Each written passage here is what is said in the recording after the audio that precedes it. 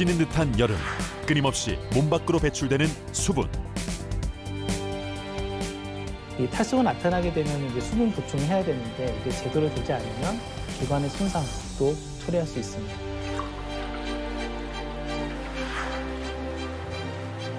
수분을 지키지 못하면 우리 몸엔 이상이 찾아온다. 반쯤 비몽사몽해서 오면 여기 앉아서 이제 물 먹으면서 쉬하고. 나트륨이 떨어지면은 뇌를 이루고 있는 세포들이 커지거든요. 그게 지속되면은 이제 뇌가 하는 기능들을 못하게 돼서 의식 고칠도 되고 사망에 이르기도 하고. 쉽게 얻을 수 있지만 쉽게 잃을 수도 있는 내 몸을 위한 제1영양소, 물. 그 중요성을 알아본다.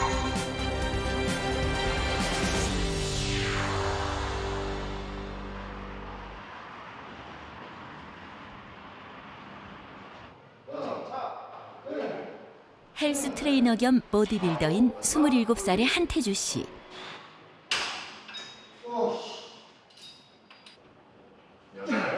보디빌딩 대회 참가를 일주일 앞두고 마지막 몸 만들기에 몰두하고 있다. 하루에 운동 한 6시간 정도. 6시간? 네, 6시간 정도 진행하고 있습니다. 첫 번째 출전이라 식단 관리도 철저하다. 이렇게 있는데 오트밀 40g, 닭가슴살 200g하고 파프리카 3유질 조금, 아니면 브로콜리 이런 식으로 4끼. 아침, 점심, 저녁, 야식 이렇게만 계속 7일 내내 들어가도록 생각하십니다. 이것만 7일 동안 이 메뉴만 드시는 거예요? 네, 이 메뉴만 그냥 한 4개월 동안 이것만 먹는 거예요. 질리지 않으세요? 아, 맛있습니다. 이게 제일 행복해요, 이거 먹을 때. 4개월간 체중 13kg이 빠졌고 체지방률은 23%에서 5%로 떨어졌다. 그런데 식단과 운동만큼 중요하게 생각하는 게 또 있다. 바로 수분 조절이다. 소량의 소금을 물에 타 2리터 물통에 담아 수시로 마신다. 그렇게 2개월간 매일 6리터씩 마셨고 대회 직전에는 그 양을 더 늘렸다. 오늘은 좀 10리터 정도 마실 예정입니다. 지금 이렇게 10리터까지 물을 드시는 걸 며칠 하셔야 돼요? 오늘하고 내일 이틀 정도 진행하고요. 어제 같은 경우는 8리터 정도 마셨고 일요일은 7리터 정도 마셨고 보통 3시간에 2리터를 마시자는 계획을 하고 있고요. 그리고 아침 저녁으로 잠자기 전 일어났을 때 500ml씩 넣어가지고 10리터를 맞추자는 생각으로 지금 수분 조절을 들어가고 있습니다. 운동을 하는 동안 땀을 많이 흘리기 때문에 탈수를 막기 위해선 수분 섭취가 중요하다. 하지만 흘리는 땀보다 훨씬 많은 양의 물을 마시다 보니 소변을 보는 일이 잦을 수밖에 없다. 화장실을 하루에 한 10번 정도 가는 것 같고 또 이제 물을 많이 마시다 보니까 몸이 이제 붓는다는 느낌이 가끔씩 들 때가 있어가지고 그런 부분이 조금 힘들죠. 힘들고 보디빌딩이라는 것 자체가 굉장히 모순적인 게 무대에 올라가기 위해서 건강을 위해서 하는 운동인데 좀 건강이 해칠 수 있어요.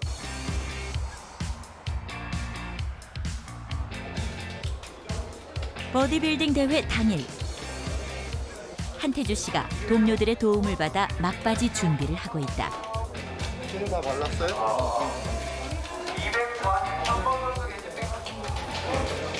그런데 일주일 전보다 피곤한 기색이다. 이틀 전에는 2리터 먹고 어제는 1리터 먹고 저녁 5시 반부터는 단수를 시작했죠. 한 16시간 정도 됐어요. 태주 씨는 대회를 일주일 앞두고 수분 섭취량을 급격히 늘렸다가 대회 3일 전 갑자기 줄였다. 무기력함에 조금 느껴지고 있어요. 무기력하거나 이제 목이 좀 타들어가는 느낌이 지금 현재.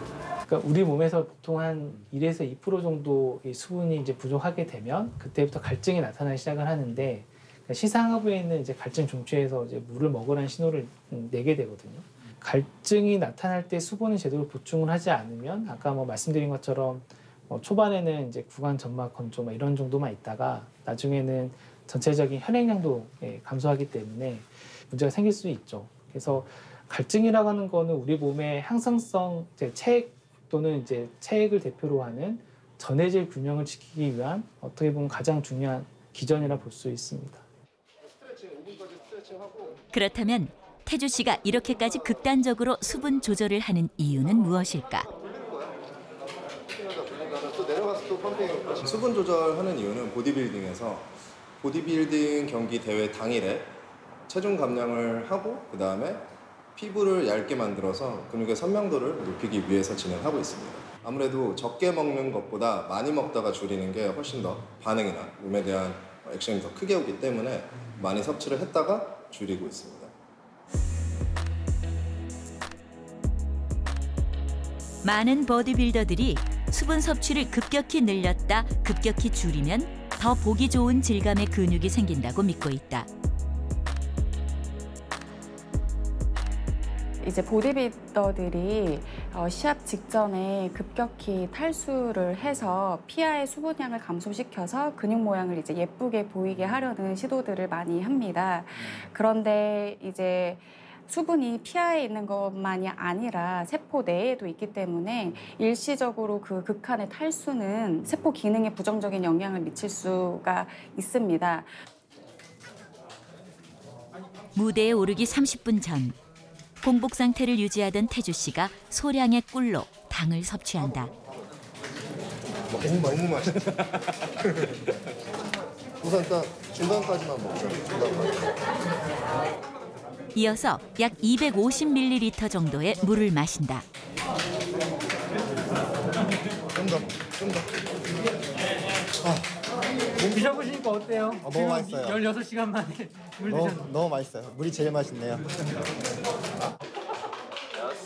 태주 씨는 당과 소량의 수분을 섭취한 후 무대 오르기 전 마지막으로 운동을 한다.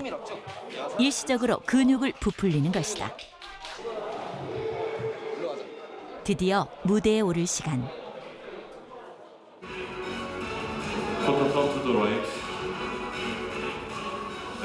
지난 4개월간의 노력을 단 2분 안에 쏟아부어야 한다.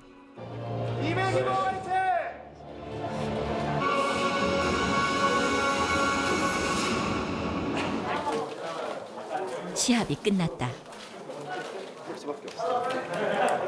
마음껏 드세요. 마음껏 먹어요. 태주 씨는 무엇보다 물을 먼저 찾았다. 생수 1리터를 순식간에 마시고 연달아 이온 음료까지 마시는 태주 씨. 30분 만에 1.5리터의 수분을 섭취했다. 핏줄로 다 들어가는 느낌이에요. 막 쭉쭉 혈류관량이 확장돼가지고 수분이 쭉쭉쭉쭉 다 들어가는 느낌이고 배도 안 부르고. 그래서 기분이 좋으세요 지금? 네, 매우 좋습니다. 우리의 기분까지 좌우하는 수분. 도대체 물은 인체에서 어떤 일을 하는 걸까? 수분은 우리 몸에서 가장 많은 성분으로 성인 남성의 경우 약 60%가 물이다. 체온이 오르면 수분을 땀으로 배출해 일정한 온도를 유지한다.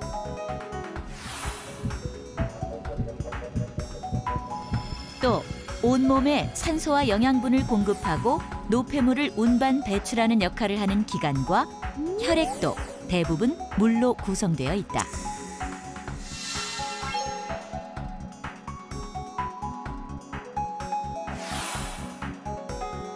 뇌가 생명활동을 관장하기 위해 만들어내는 전기 신호도 물을 통해서만 발생, 전달된다.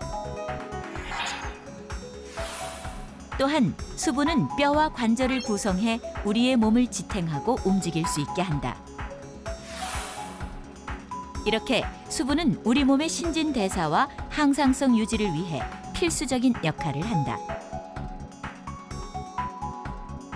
우리가 생명을 유지하기 위한 모든 과정에 있어서 물은 필수입니다. 따라서 물이 부족하게 되면 일단 우리가 신진대사가 잘 이루어지지 않기 때문에 에너지를 만들 수 있는 능력이 떨어지고 노폐물을 배출할 수 있는 능력, 재생 능력 같은 기능들이 떨어지게 돼요. 그러면 우리 사람들이 그냥 느끼기에는 만성 피로도 있을 수가 있고 비만이나 당뇨도 잘 생길 수도 있고 염증 물질이 늘어나기 때문에 여기저기 아픈 증상이 있을 수가 있죠. 우리 몸에 수분이 부족하면 어떤 일이 생길까? 제작진은 한국스포츠정책과학원의 도움을 받아 실험을 진행했다. 체육을 전공하는 4명의 대학생들이 16시간 공복 상태로 시각적 주의력을 측정하는 테스트를 받았다. 공간이 똑같으면 A, 그리고 이 색깔이 똑같으면 J를 누르는 거예요.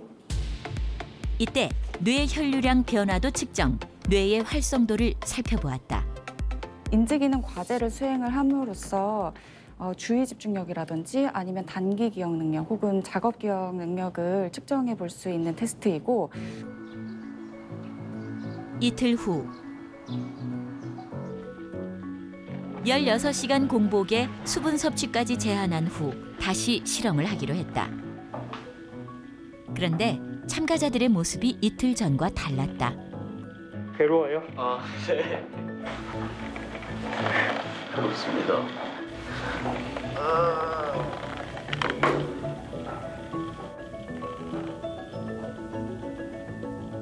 일단 속이 너무 이제 텅 비어 있고, 난 머리도 어질어질하면서 그냥 온몸에 힘이 다 빠지는. 그냥 온몸에 신경이 약간 예민해진 느낌? 현기증도 좀 있고 좀 무엇보다 속이 많이 맸을 거예요. 저는 원래 물을 안 먹어요. 저는 그냥 비슷한 것 같아요. 수분 제한 상태로 같은 테스트를 한 후 참가자들에게 곧바로 충분한 물을 제공했다. 아.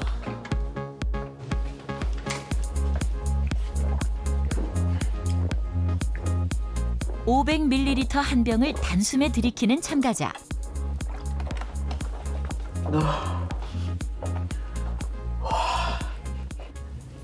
그냥 좀 없었던 게 채워지는 느낌.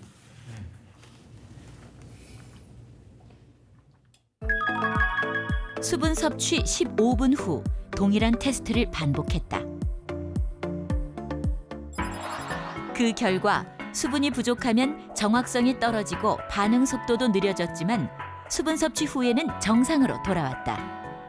이 작업 능력의 경우에는 이 스포츠 상황에서의 어떤 그 판단력 혹은 운동을 수행하는 어떤 그 학습 능력과 이제 연관성이 있는 것인데, 이게 단수 자체가 부정적인 영향을 미치는 것으로 나타났는데, 이것은 이 수분 섭취의 제한이 스포츠 상황에서의 어떤 집중력도 조금 저하될 수도 있을 거고, 또 어떤 운동 기술을 습득하는 능력이 조금 감소될 수도 있을 거고, 운동 수행 능력에 어느 정도 부정적인 영향을 미칠 수 있다라는 결론을 얘기할 수 있을 것 같습니다. 작업 기억력 테스트와 동시에 진행한 뇌 혈류량 검사 결과도 마찬가지였다. 단수 상태에서 수분을 공급하자 뇌 혈류량이 눈에 띄게 증가했다. 또 감정과 사고 기능에 관여하는 전두엽도 활성화됐다. 해외 사례에는 이런 단수를 가지고 혹은 탈수를 가지고 연구한 사례들이 꽤 있는데, 이제 탈수가 운동 수행 상황에서 집중력을 조금 흐트러뜨릴 수도 있고, 선수들의 혹은 일반인들의 무드에도 영향을 미쳐서 우울감을 느끼거나 이런 것에 정신적인 부분에도 영향을 미친다라는 연구 결과들이 있습니다. 해외에서는 스포츠 의학을 중심으로 수분 공급의 중요성에 대한 연구가 활발히 진행 중이다. 미국 코네티컷 대학교에서 운동 생리학을 전공하는 엘레인 정희 교수. 그녀는 수분 부족이 신체에 미치는 영향에 대해 연구 중이다.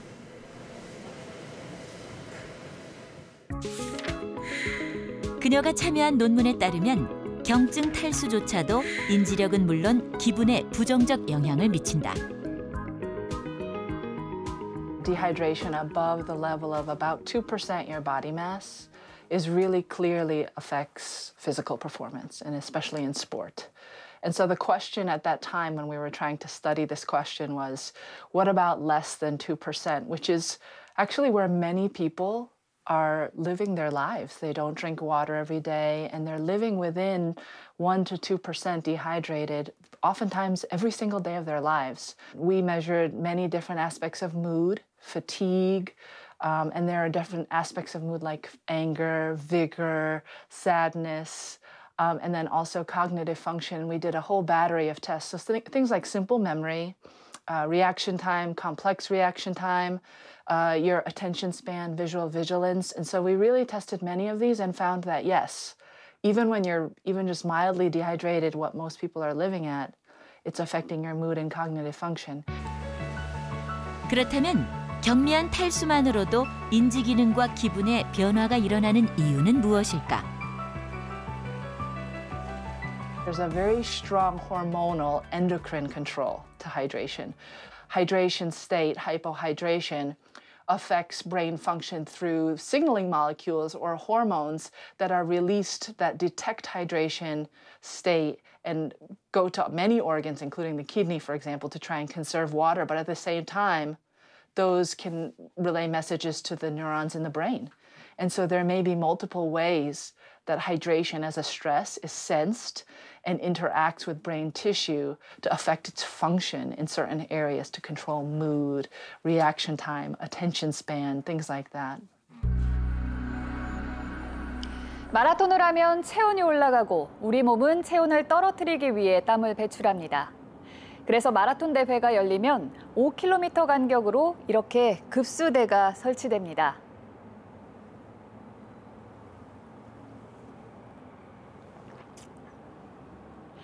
선수들은 이렇게 물을 마시며 탈수를 방지합니다. 그런데 국제 마라톤 의학 지도자 협회에서는 선수들에게 어떠한 경우에도 시간당 800ml 이상의 물을 마시지 말 것을 권고합니다. 수분 과다 섭취로 인한 사고가 생길 수도 있기 때문입니다.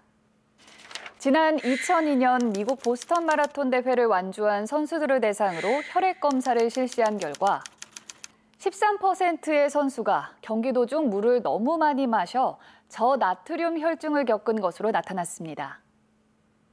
저나트륨 혈증이란 몸에 지나치게 많은 양의 수분이 들어와 혈중 나트륨 농도가 급격히 떨어지는 질환으로 어지러움, 구토, 발작 등의 증상은 물론 심할 경우 목숨을 잃을 수도 있습니다. 체내에 수분이 부족하거나 넘칠 경우 우리 몸엔 예상치 못한 질환이 발생합니다.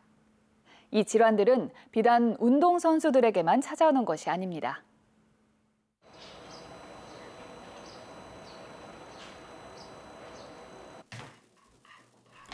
스물아홉 살 이순영 씨. 요리사가 직업인 그는 집에서도 직접 음식을 만들어 먹는다.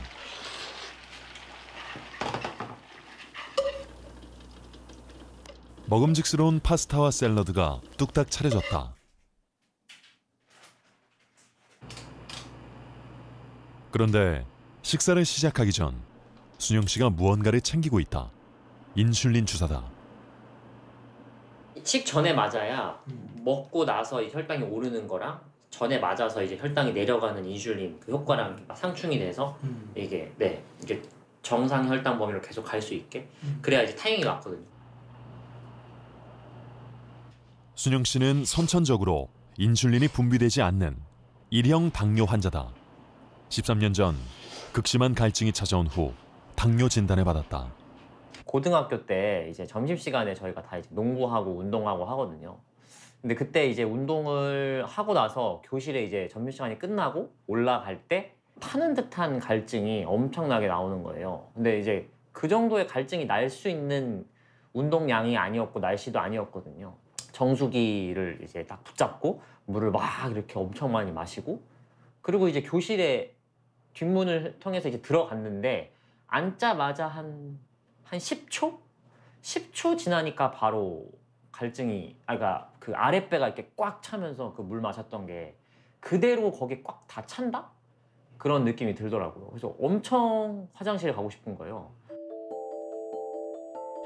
순영 씨는 당뇨 진단을 받은 후부터 혈당 관리를 위해 전문 서적을 몇 번씩 다시 읽으며 공부했다.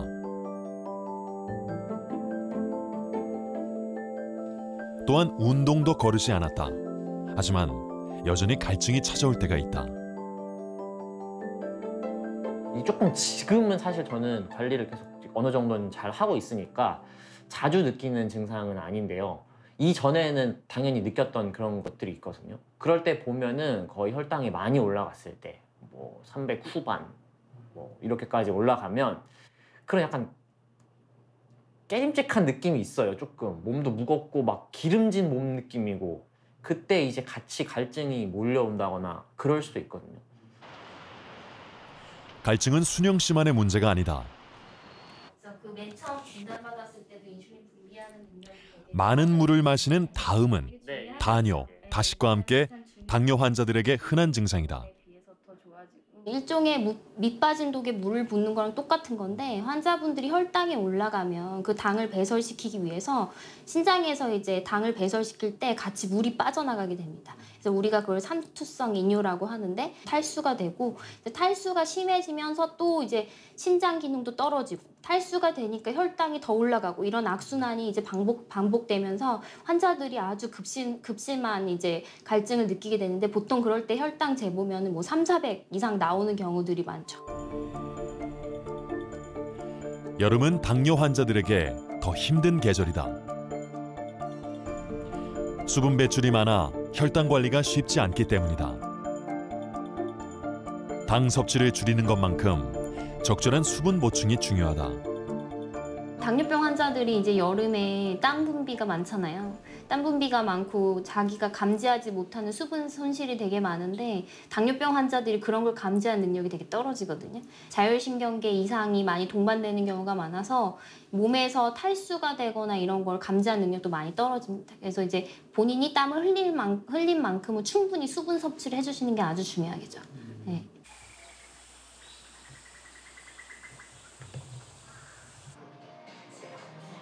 김천에서 음식점을 운영하는 효준의 가족. 올해 초등학교에 입학한 효준은 아기 때부터 물을 많이 마셨다. 한두 살 때 이제 젖병을 이렇게 물고 이제 젖병을 먹고 자야 되는데, 이제 물을 주니까 물을 그 젖병 반통 정도를 다 미지근한 먹고 자면서 또 그걸 먹고 또 일어났다 또 그걸 먹고 자고 이렇게 할 때부터 네, 알았던 것 같아요. 한두 살, 2살 정도? 18개월 때 네. 입원했으니까. 이때쯤. 네. 아직 애기네, 애기. 그지? 여기도 아. 아기 때 항상 이렇게 물에 넣고 이렇게 들고 있었어요. 이게 우유가 아니라 물인 물, 거예요? 예. 그래서 이거 좋아해서 그런가 보다. 그랬는데 그게 아니라 물 때문이었던 자체를 거죠. 좋아했던 예, 거죠. 물 자체를 좋아했던. 아기 때부터 손에서 물병을 놓지 않았던 효주. 지금도 효주는 밤낮을 가리지 않고 물을 많이 마신다. 그래서 이렇게 올리고 자죠. 아. 침실에는 효주를 위한 물통이 항상 놓여 있다. 요즘 이 정도면 이건 1리터인데. 지금 1리터 조금 넘을걸요, 이게? 1리터. 근데 이거 500, 500씩만 잡아도. 그쵸. 이것만 해도 2.5리터 정도 되죠. 당연히 소변량도 많다. 반쯤 비몽사몽해서 오면 여기 앉아서 이제 물 먹으면서 쉬하고. 그러면은 하룻밤 이렇게 효주가 자고 나면 여기 얼마 정도 높이까지? 이렇게 3분의 1 정도 이렇게 올라오죠. 3분의 1 정도? 진짜 많은 양이네요. 효주의 이런 증상을 요붕증이라 한다. 요붕증은 신장에서 물을 재흡수하지 못하는 질환이다. 우리 몸의 수분이 부족해지면 뇌하수체에서 바소프레신이라는 항이뇨 호르몬을 분비한다. 이 항이뇨 호르몬은 신장을 통해 걸러진 물을 혈관으로 재흡수시켜 수분이 소변으로 빠져나가지 않도록 억제한다.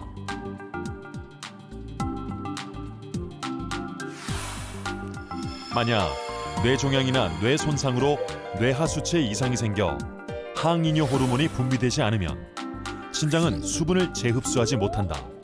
이를 중추성 요붕증이라고 말한다.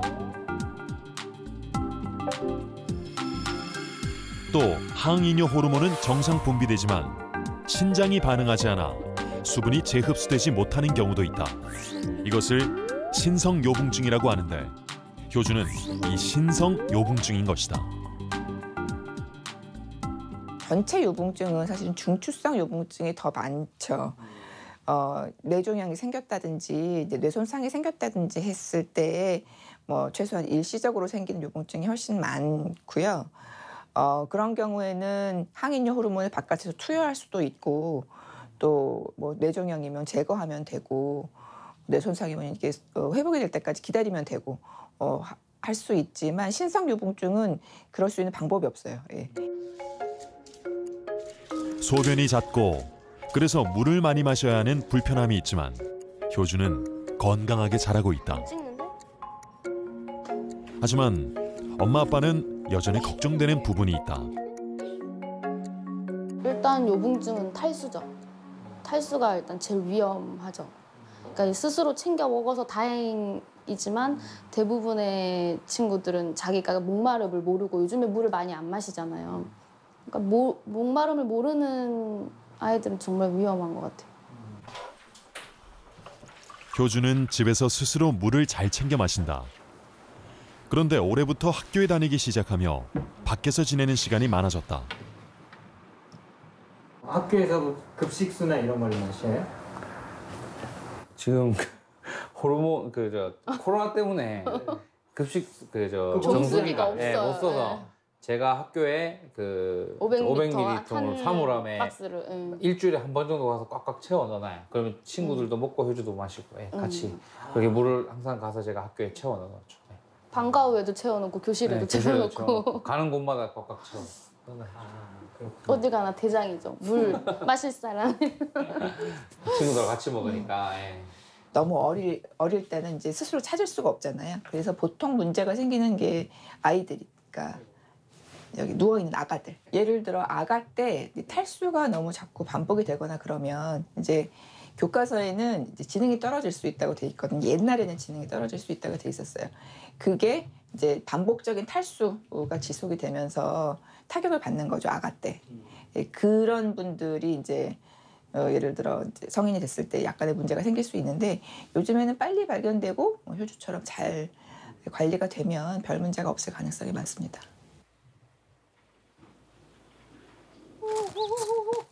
수분 관리는 노인에게도 필수다. 올해 83세 임문성 할아버지는 소일거리로 마당에서 닭을 기른다. 어디로 갔어? 어디로 갔는데? 어디 있을 텐데? 바깥 활동이 크게 불편하지 않을 만큼 정정한 모습. 하지만 4년 전 임문성 할아버지는 갑자기 쓰러지는 일을 겪었다. 아침을 먹고 의자에서 일어나는데 좀 어지러워요. 근데 이제 의자를 쳐놓고서 딱 쓰러졌어요. 네. 쓰러졌는데 내가 왜 쓰러졌나 하고서 일어나니까 이게 토해져요. 음식물이 토해지면서 딱 그때는 정신을 잃더라고요. 아버지가 이제 쓰러지기 전에도 다리 힘이 없으시고 하다 보니까 잘 일어나시거나 힘드셔 하셨어요. 그런 증상은 있었는데 그렇게 갑자기 쓰러지실 줄은 몰랐죠. 5년 전 아내가 암 투병 끝에 세상을 떠난 후로 할아버지에겐 여러 가지 이상 증세가 찾아왔다. 아버님 한쪽 눈은 언제부터 이렇게 안? 그게 이제 그 우리 식구가 이제 별이 된 후로 그 충격에 의해서 그렇게 됐어요. 충격에 의해서. 검진 결과 뇌종양. 하지만 고령인 탓에 수술을 포기했다. 그 뇌종양을 이제 없어야 이거 되는데 그때 수술을 했으면은 혹시 모르는데 수술을 않는 쪽으로 결정했지. 네. 4년 전에 이제 그런 이제 현상이 일어났을 때는 이제 아버지가 복합적으로 이제 다른 증상도 있으셨기 때문에 머리 종양도 있으시고 하다 보니까 이제 호르몬 문제도 있고라고 해서 호르몬 문제가 더 크다라고 생각을 했었던 거예요. 그 당시는. 하지만 병원의 진단은 달랐다. 혈중 나트륨 농도의 문제였다. 처음 병원에 오셨을 때는 나트륨 수치가 많이 떨어지셔갖고 의식 소실로 오셨어요. 우리 몸은 세포로 이루어져 있잖아요. 세포가 일정한 크기를 유지하기 위해서는 우리 몸에 나트륨 농도가 굉장히 중요해요. 세포 벽이라는 거는 이렇게 단단한 물질이 아니라 이렇게 굉장히 크기가 변할 수 있는 물질로 이루어져 있거든요. 체수분은 혈액과 세포 안, 그리고 세포와 세포 사이에 존재한다. 세포 안의 수분을 세포 내액이라 말하고 세포 밖의 수분을 세포 외액이라 한다. 수분은 삼투압에 따라 전해질 농도가 낮은 쪽에서 높은 쪽으로 이동한다. 그런데 혈액 속의 나트륨 농도가 낮으면 필요 이상의 수분이 혈액에서 빠져나와 세포로 들어가게 되고 세포가 팽창하게 된다. 이것을 저나트륨 혈증이라 부른다. 뇌도 세포로 이루어져 있기 때문에 나트륨이 떨어지면은 뇌를 이루고 있는 세포들이 커지거든요. 그런 걸 뇌 부종이라 그래요. 그래서 뇌 부종이 조금 생겼을 때는 말씀하신 것 같이 기분도 안 좋고 식욕도 없고 그런 증상이 생기게 되고, 그게 지속되면은 이제 뇌가 하는 기능들을 못하게 돼서 의식 도출도 되고 사망에 이르기도 하고 하는 증상들이 발생하게 되는 겁니다. 할아버지는 올해 4월 다시 한번 저나트륨 혈증으로 입원했다. 입원 직전 간병하던 첫째 딸이 할아버지 소변에서 이상을 발견했기 때문이다. 소변이 아버지가 화장실을 가시기 위해서 힘들어하셨거든요. 그래서 소변을 이제는 안에서 침대에 있는 데서 이제 놓으셨는데 상당히 소변액이 농축돼 있는 느낌을 받았었어요. 진하다고 그래야 되나? 소변 색깔이. 그리고 조금 양이 작고. 체수분 관리의 핵심 기관인 신장은 약 100만 개의 네프론으로 구성돼 있다. 이 네프론은 사구체와 세뇨관이 결합된 조직으로 소변의 양을 조절하는 역할을 한다. 사구체는 혈액에서 나트륨과 수분을 분리시켜 세뇨관으로 보낸다. 대부분의 나트륨과 수분 일부는 세뇨관을 통과하며 모세혈관으로 재흡수된다. 그리고 남은 수분이 집합관에 모이는데 우리 몸에 수분이 필요할 경우 항이뇨 호르몬이 분비돼 나머지 수분을 재흡수한다. 반대로 수분이 넘치면 흡수를 막아 소변량을 늘리는 것이다. 그런데 임문성 할아버지는 신장 바로 위에 위치한 부신 이상으로 부신 호르몬이 분비되지 않는다. 이 때문에 항이뇨 호르몬은 과다하게 분비되고 있다. 이로 인해 필요 이상의 수분이 재흡수되면서 혈중 나트륨 농도가 떨어져 저나트륨 혈증이 발생한 것이다.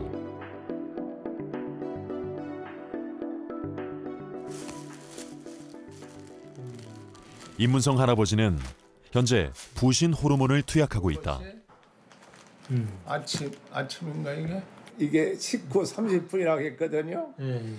꼭 오면은 아침을 먹는다. 먹었으면은 요 자리에 와서 약간 먼저 내놓는 거지. 아, 잃어버리지 않으시냐고. 그 약은 역시 제 시간에 먹어야 효용이 있다고 그래서 잘 지키고 있습니다. 나트륨 수치가 낮은 분들 중에는 증상을 못 느끼시는 분들도 많고, 지금 말씀하신 뭐 식욕 부진이라든지 뭐 피곤함, 기분이 좋지 않음, 이런 것들은 굉장히 비특이적인 증상이거든요. 모든 사람들이 뭐 일주일에 몇 번씩 느끼는 증상이에요. 그래서 그런 증상들이 병이 있어서 생긴다는 생각을 못 하시는 분들이 많습니다. 특히 노인분들은 이런 증상들을 뭐 자주 겪기 때문에 이런 게 지속돼도 의식 소실이 있거나 아주 심각한 상태가 되기 전까지는 검사를 해보지 않고서 병을 갖다 모르고 지나가는 경우가 많죠. 지속적으로 뭐 식욕 부진이라든지 피곤함을 호소하신다면은 병원에 가셔갖고 꼭 나트륨 수치가 어떤지 한번 확인해 보시는 게 좋을 것 같습니다. 우리 몸의 원활한 신진대사를 위해서는 체내 수분 균형을 유지해야 합니다. 이 균형은 적절한 양의 수분을 섭취하고 또 배출하는 과정으로 이뤄집니다. 지난해 보건복지부에서 발표한 자료에 따르면 성인의 경우 하루 평균 약 2.6리터의 수분을 배출한다고 합니다. 대표적인 요인은 배변 활동으로 소변, 대변을 통해 1.8리터의 수분이 배출됩니다. 또 땀을 통해 450ml의 수분이 피부 밖으로 증발되죠. 그리고 또 하나, 이렇게 말을 하거나 잠을 잘 때도 호흡을 통해 300ml의 수분이 사라집니다. 이렇게 손실된 수분을 물이나 음료수, 음식물을 통해 다시 보충하게 됩니다. 보건복지부는 성별과 연령에 따라 1.9리터에서 2.6리터의 수분 섭취를 권장하고 있습니다. 문제는 전체 인구 중 약 60%의 사람들이 필요한 만큼의 수분을 섭취하지 않는다는 겁니다. 전문가들은 수분이 지속적으로 부족한 만성 탈수 상태가 되면 대사 과정에 문제가 생길 수 있다고 말합니다. 그렇다면 충분한 수분 보충은 우리 몸에 어떤 변화를 가져올까요?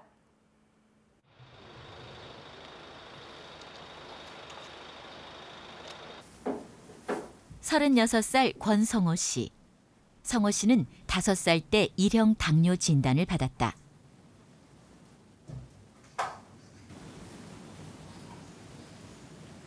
혈당 수치가 오를 때 느껴지는 갈증을 해소하고 탈수를 예방하기 위해 수시로 수분을 섭취하고 있다.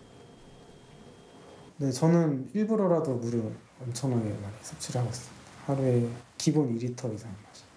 물만 먹기 힘드니까 뭐 녹차를 좀 많이 타서 마시거든요. 한 번 마실 때 뭐 10잔 이상씩 마시기도 하고 그런 식으로 수분을 계속해서 섭취해줍니다. 성호 씨는 매일 아침 저녁으로 40분씩 녹차를 우려 마신다. 찻잎 한 줌을 1리터 정도의 물로 반복해서 우려내 10잔 이상 연이어 마신다. 출근할 때도 1시간 정도 일찍 일어나서 차를 마시고 출근합니다. 차를 드시기 위해서 1시간 일찍 일어나시는 거예요? 네. 생수도 자주 챙겨 마신다. 갈증이 느껴지지 않아도 습관처럼 하고 있는 일이다. 하루에 한 2리터 정도는. 녹차 말고도 순수하게 물로만? 네. 계속 마셔줘요, 일부러. 또 성호 씨는 혈당 관리를 위해 일주일에 2~3번 꼭 등산을 한다. 혈당 유지에 도움이 된다는 것을 경험한 후 산이 가까운 곳을 찾아 이사까지 했다.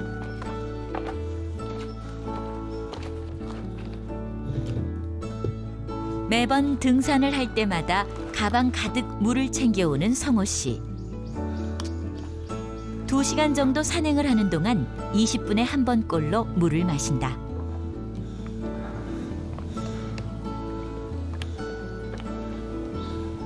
보통 내려오다 보면은 거의 2리터는 이거는 하나는 다 먹는 것 같아요.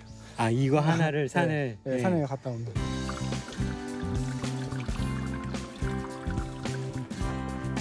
다행히 성호 씨는 지금껏 당뇨로 인한 합병증을 겪지 않았다.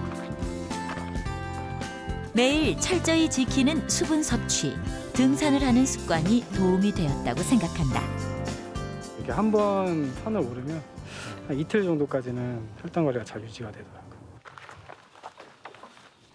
정상에 오른 후 다시 다기를 준비하는 성호 씨.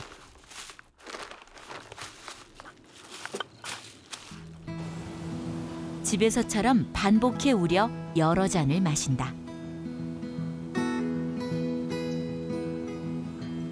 항상 산에 오면은 녹차는 마시는 것 같아요. 산에서 마시면은 뭔가 더 마음이 좀 편안해지는 것 같아요.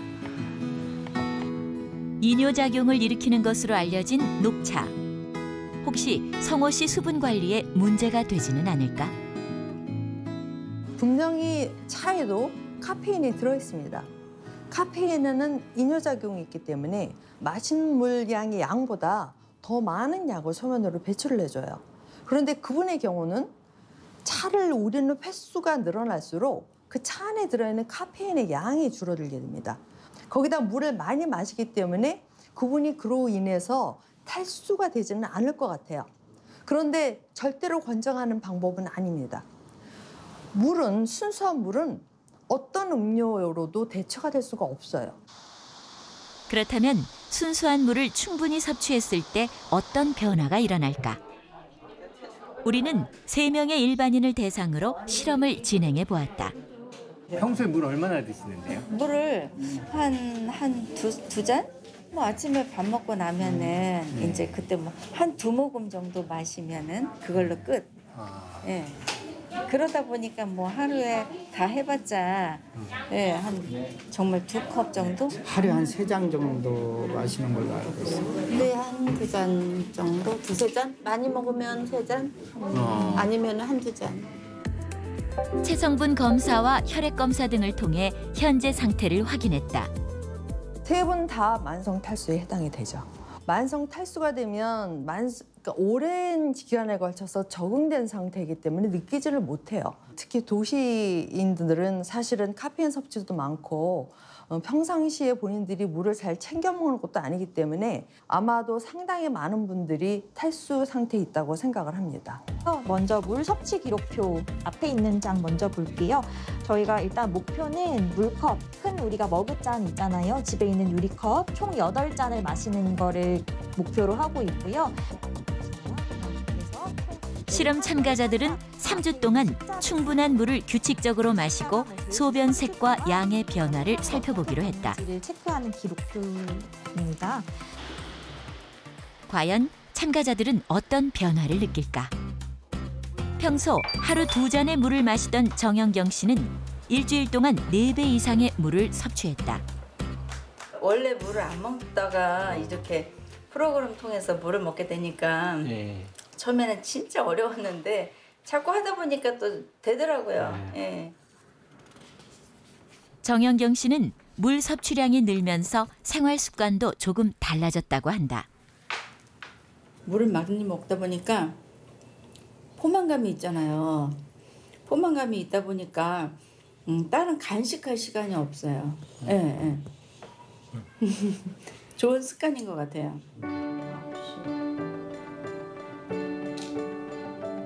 수분 섭취를 충분히 규칙적으로 한 후 몸에도 작은 변화들이 생기기 시작했다. 제가 지금 이제 한 일주일 됐잖아요. 제가 이제 이렇게 손저림도 있었거든요. 손저림도 있었는데 요 근래 저리는 게 없는 거예요. 자고 일어났는데 그래서 이거 물 마셔서 그런 건가? 예, 그런 생각도 들거든요. 그거는 이제 더 3주를 맞춰보고도 계속 그런지 제가 봐야 될 것 같아요.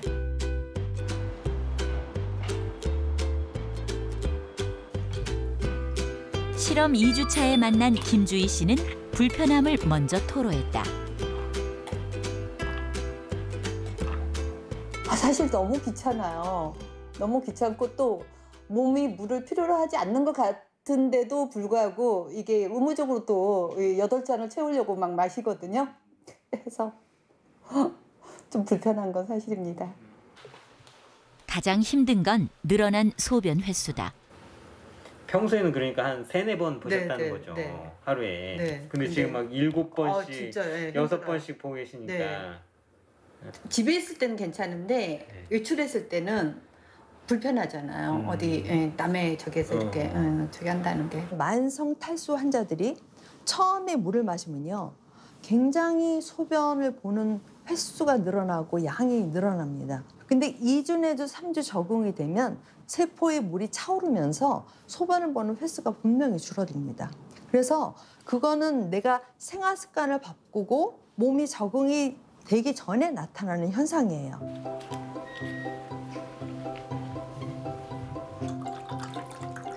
직업상 말을 많이 해야 하는 이석원 씨. 물 섭취를 늘린 후 목이 덜 아픈 느낌을 받고 있다.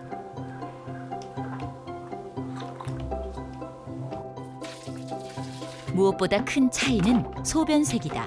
눈에 띄게 옅어졌다.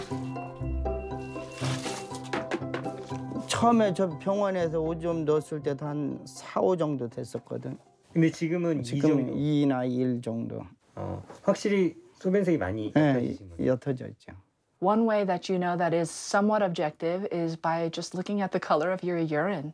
every day. And so it should be pale yellow to almost clear, like the color of a very light lemonade is how we describe it to our patients and our subjects. If it's darker than that, then it indicates that you may be hypohydrated.